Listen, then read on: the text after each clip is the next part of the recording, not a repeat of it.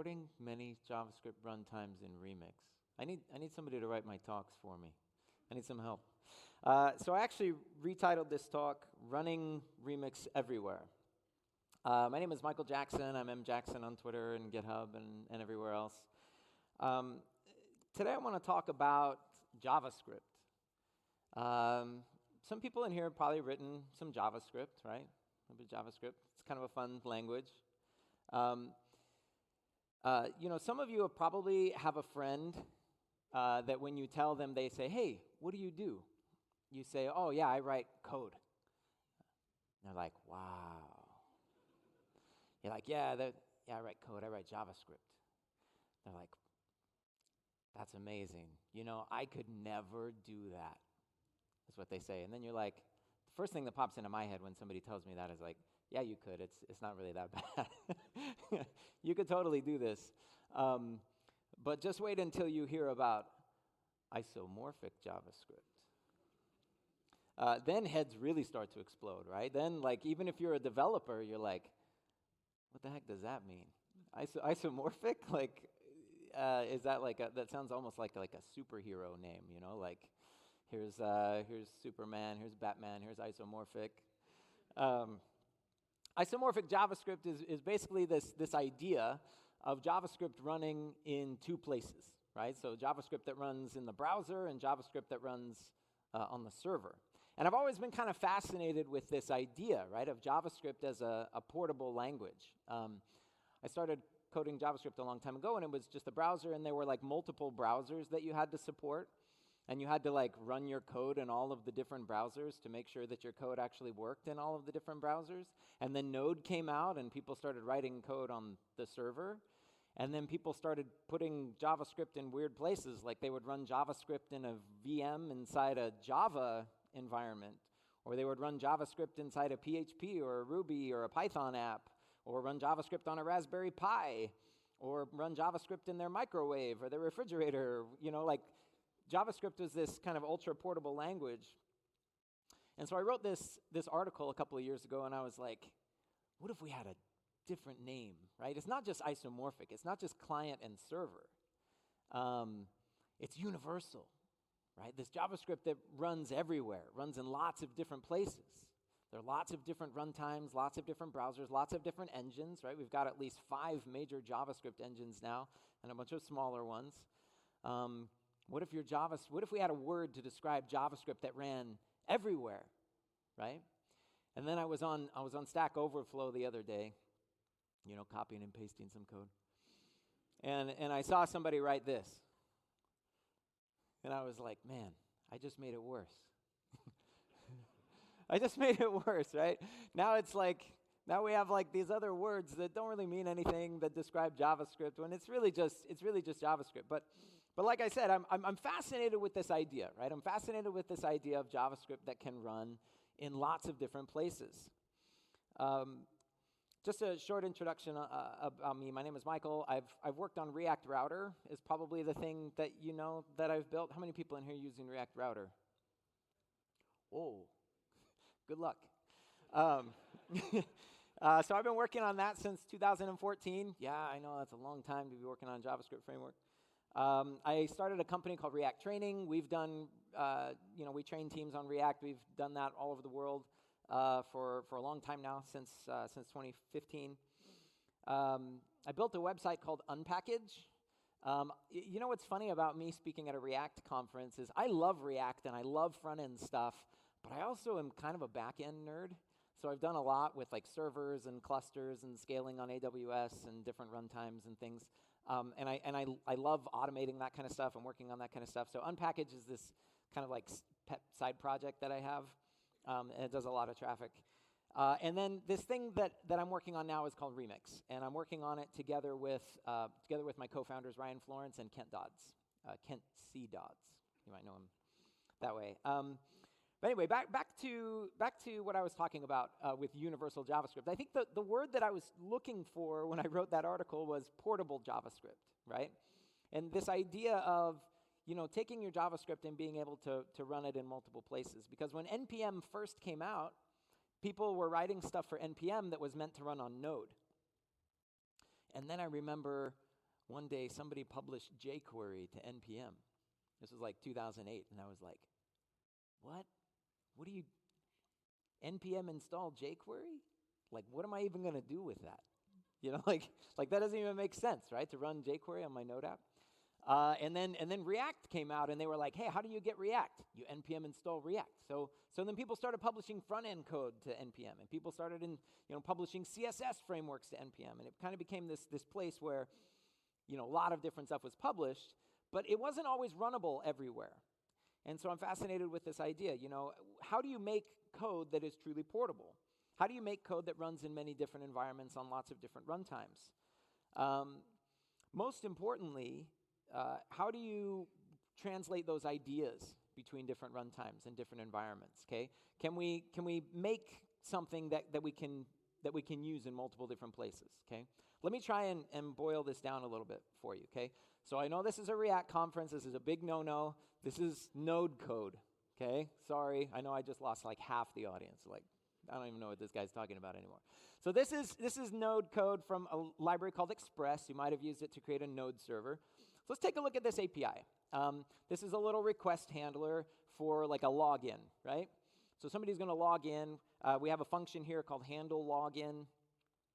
We have two arguments, an express request and an express response. And so what we're going to do is we're going to destructure, get the username and the password from the data that came in on the request body. And then we're going to go and try and log in and then send back the user payload as JSON, okay? So, if you've written some Express code, this won't be too unfamiliar. Something that you might notice is, somewhere up in the stack, the way that Express works is you have middleware, right? So we've installed a middleware somewhere, where this request, in the app where this request handler is running that says, when the request comes in, I want you to parse the body of the request like this, okay? It's URL encoded response, or URL encoded body, which is the default, like when you submit a form on the web, okay? So that's interesting, and it's nice and concise, but it's very Express specific. Okay, I want to show you a kind of a different API that might do something similar. Okay, so this is another handle login function, much like the last one that we looked at, except this time the argument is a single argument. It's just a request. Well, what is this request? Yeah, if you're familiar with the web fetch API. You might know that when you make a fetch, you're actually issuing a request. You have this primitive in the browser, right? The request primitive. Similarly, the thing that comes back from the request is an actual response. So these are browser APIs. We're just borrowing them from the fetch spec. Okay, this request dot text method that you see there on the second line that we're getting the params from. That's just a method on the request object that's for reading all of the text that's in the request body. The URL search params constructor is part of the URL API. That's also a browser API. You can also get that one in Node, by the way. They have URL and URL search params in Node.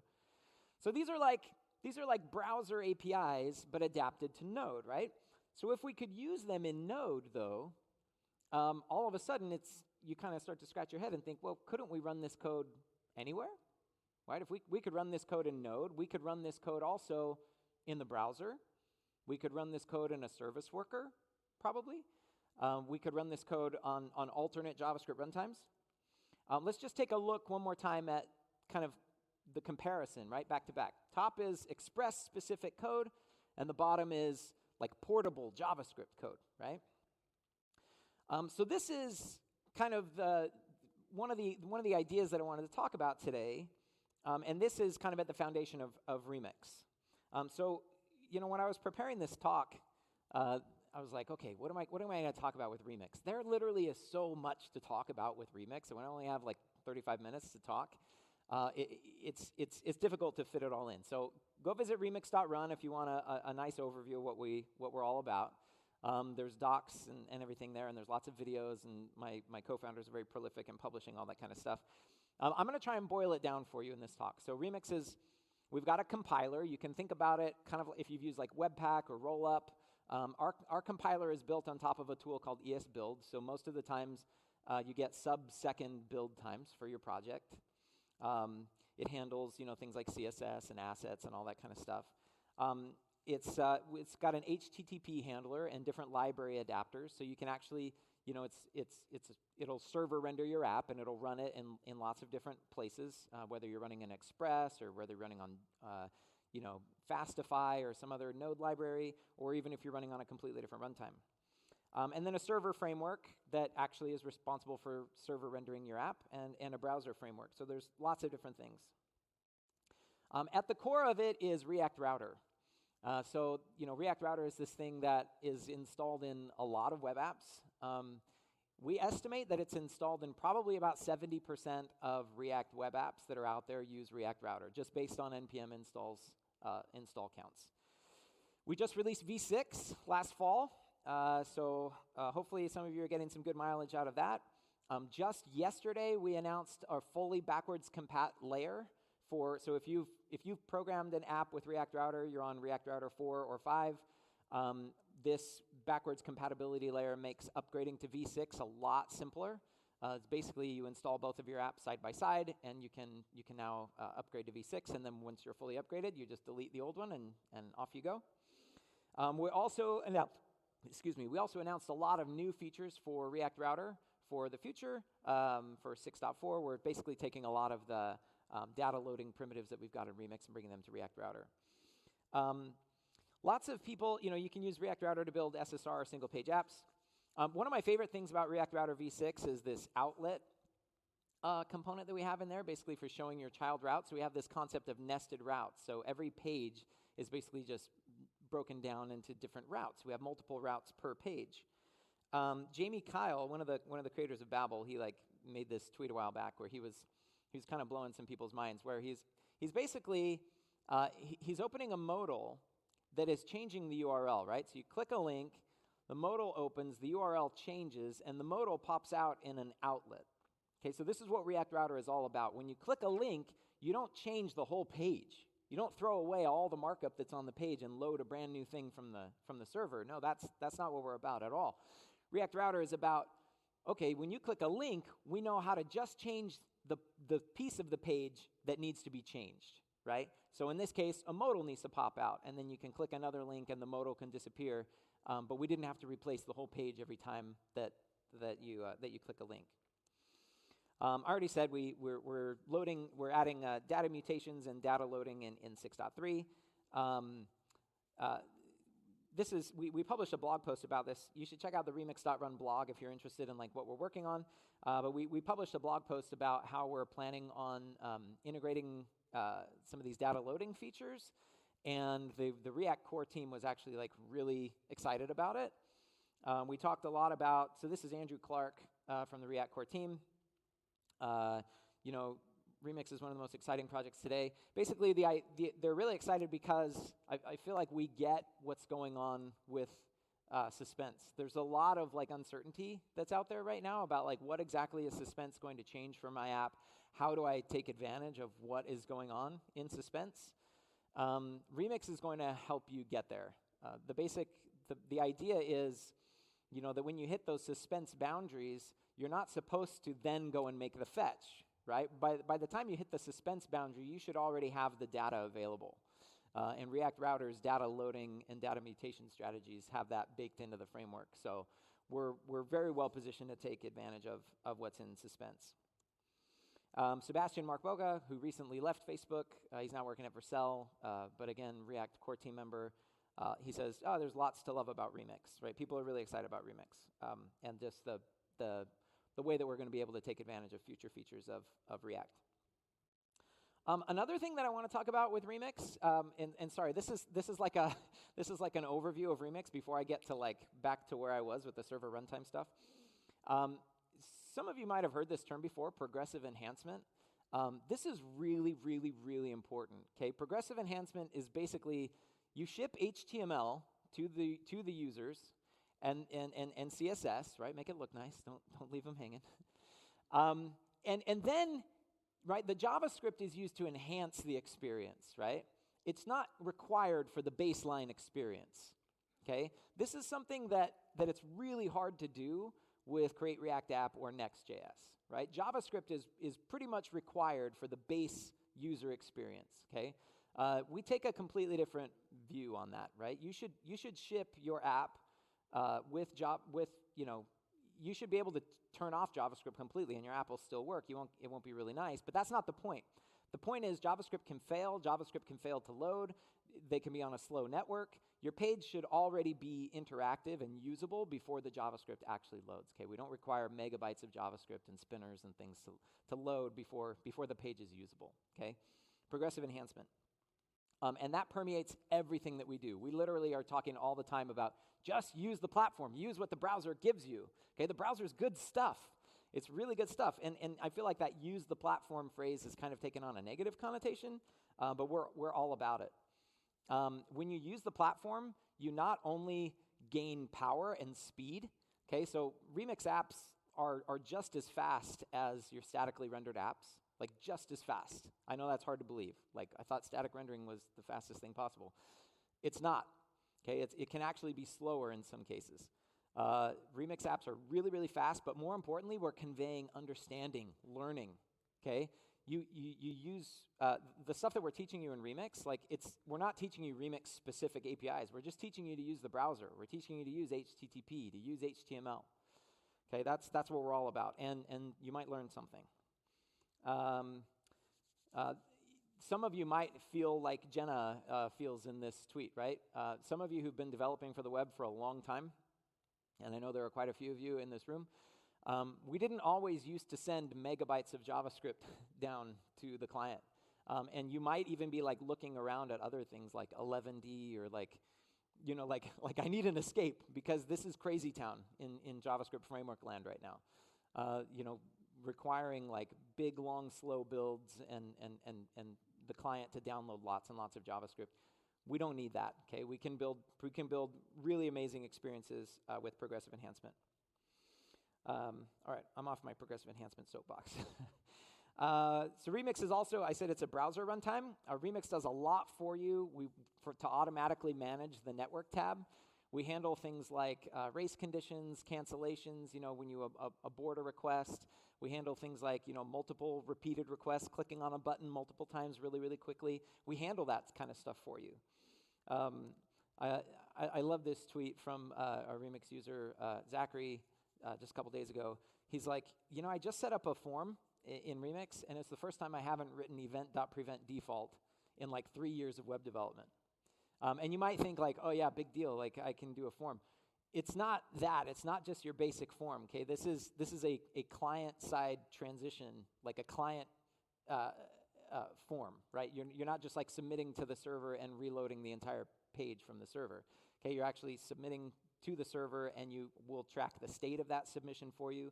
We'll give you the data as the transition is going, so you can do things like optimistic UI.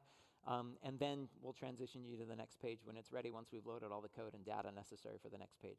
So we give you things to progressively enhance the experience like that. Server runtime. This is kind of where I really wanted to kind of get with this talk. So our server runtime features, we have data loaders and mutations. We have sessions, cookies, bring any database you want. I'm not super opinionated about that. There are lots of really, really cool databases out there now. You can plug into your own CMS, you can plug into your key value store, you can plug into your SQL, whatever you want, DynamoDB, Planet Scale, and then full SSR support and support for React streaming as well, and suspense, as we already saw from the core team. But it's kind of tricky, right? Getting back to this problem of like, how do you write JavaScript that runs in multiple places? Because there's a lot of stuff out there. There's Node.js is the king of the server side, but there are also some really cool things coming out. If you've been paying attention in the kind of serverless workers, functions as a service space, Cloudflare Workers is one that's really, really cool. Dino is also really cool, so we've got experimental support for Dino. We're running on multiple different platforms. We run on AWS Lambda, Vercel, Netlify, like basically wherever you can run JavaScript, we run there, but it's not always Node.js, right? So let's talk about some of these other platforms and why you might want to think about maybe you don't need Node. Cloudflare Workers is one that's really, really cool. It's actually not Node.js. It's just V8 isolates. So this is like a sandboxed version of V8 that's running. You get like 50 milliseconds of CPU time. It's 10 to 100 times faster than cold boots than a container or a VM. So lots faster than, so the main theme that you'll see here is people building alternative runtimes are looking for security and they're looking for speed. Another one that's really, really exciting is Deno deploy. Again, just strip down V8. It's not Node.js.